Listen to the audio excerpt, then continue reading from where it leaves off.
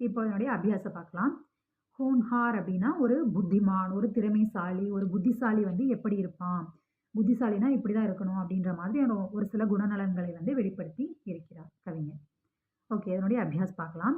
निम्नलिखित पद्यांश का भावार्थ हिंदी में लिखिए। वे ही लड़के आगे चलकर सबसे इज्जत पाते हैं। आस पास की बात नहीं है, जग भर नाम कमाते हैं।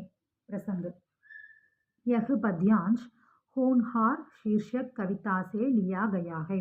இந்த மேல சொன்ன பத்யான்ஷ் வந்து ஹோன்ஹார் அப்படின்ற அந்த கவிதையிலிருந்து எடுத்து கொடுக்கப்பட்டுள்ளது. இந்த கவிதை வரிகள் அந்த கவிதையிலிருந்து கொடுக்கப்பட்டுள்ளது.